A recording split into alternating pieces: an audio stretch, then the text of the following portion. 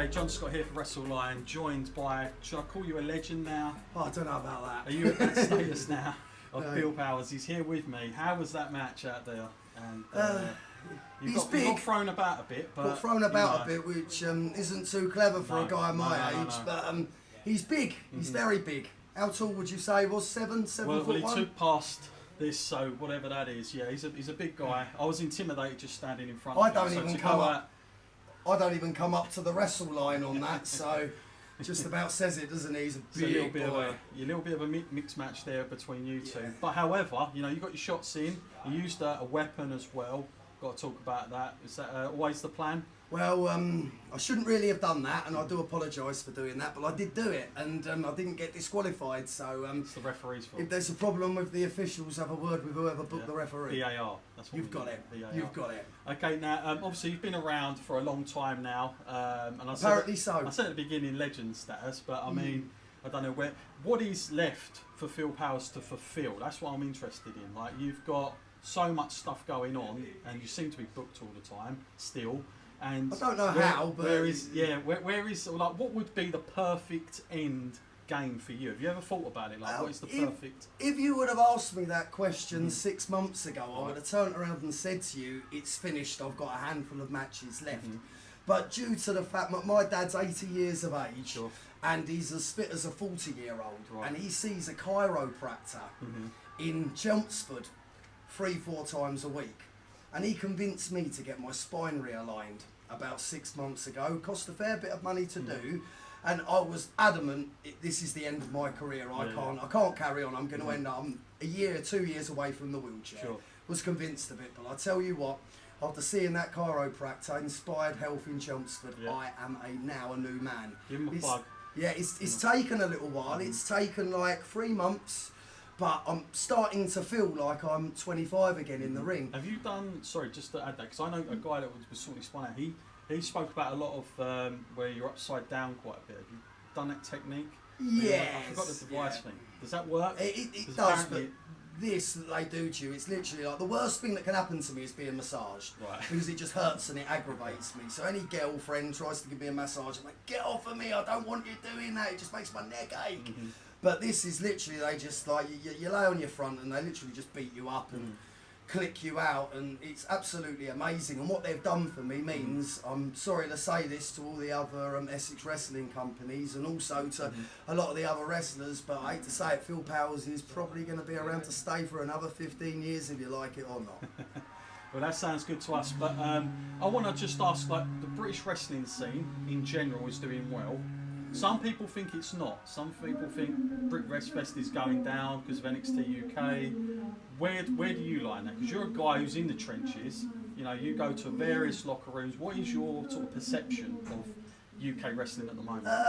When people say that British wrestling was on the up the last 5 years, I think it was a different kind of up.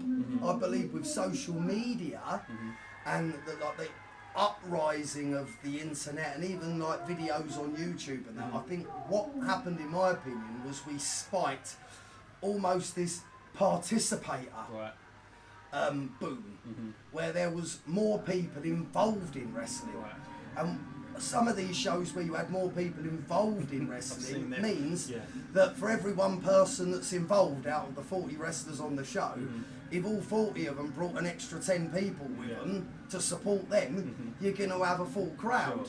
As far as actual attendances goes, I'm not like, I know companies like WAW and Rev Pro are thriving in today's age. They've nailed it, but from my perspective, I didn't see a spike in attendance since the noughties. If you just look at my tax returns now and my tax returns in the noughties, the accountant would think, well, he's lying now, because the noughties was so much.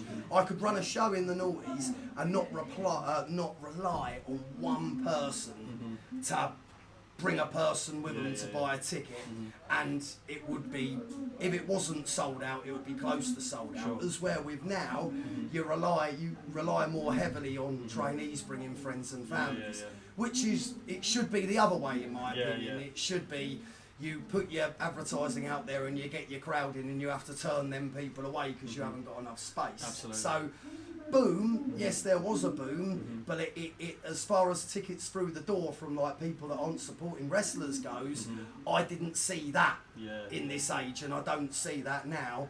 But I'm not going to say that's not the case for others. I'm just saying what I see myself personally. But I will say, in my opinion, the noughties, people say the noughties were a horrible time for people that weren't there. Say the noughties were like the dark ages of wrestling. The noughties, like I was running a few shows around the All-Star shows, and I can tell you this now: if you go back and open it up, they were selling out afternoons and evenings. Because it's more rare, isn't it? I mean, there's not as much around.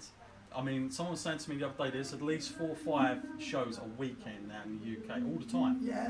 Which is crazy. But then you wonder, like, is it just treading on each other sometimes? Well, there was a lot of shows then, it's just no one would have known that the other show was on. Because there was no internet to advertise it. You would turn up and you would like go to grab something to eat after the show, and you would see a poster and you would notice that, God, there's another show half a mile away. And you would just look at that and go, does anyone know any of these? Oh yeah, that's Fred that I used to go to training school with. Oh, they've got a show around the corner. Oh, have they? Oh well. And no one would engage or really even care. We'll go to like towns in Ireland for Orrig, and Irish Whip would have shows in the same town the same night as what we had a show on, and we wouldn't know till we turned up. But by that point, we was already sold out, so it didn't matter. Fair enough.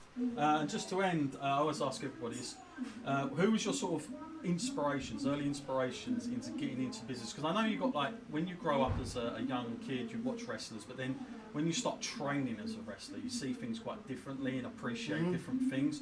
Who were those people for you? The best, well, I'll put it as a tag team, was the tag team that gave me the most inspiration, and that was the Liverpool lads. Robbie Brookside and Doc Dean. Best tag team I've ever seen live. And it was the Super Flyers that they work with everywhere, so equally as much credit to Ricky Knight and Jimmy Ocean for that as well. But for me, it's your Robbie Brookside, your Doc Dean, your Danny Boy Collins, and even Mick McManus and Jackie Pallow, Marty Jones. They were the wrestlers that made me want to be a professional wrestler, because I never even watched WWF. I didn't know what it was. It was just British wrestling. That was it, you know. Yeah, that's good. Well, thank you very much. Where can we find you out? Social media? You can find me, Phil Powers, on Facebook if you're that sad and you haven't got anything to do with your life. Trust me. Plenty of fish. We'll put the banner out. Yeah, put the banner out. The IQ on the background will come down. Check us out at the shows, and you've got to remember one thing: being a social media warrior doesn't make a wrestler a wrestler. Turn up to the matches and see them live in the ring. Don't stalk them on Facebook to be their fan. Pay for a ticket. That's how you support. Well said. Thank you. Thank you very much. Thanks a lot, mate. Thank you. Cheers for that. Cheers, my man.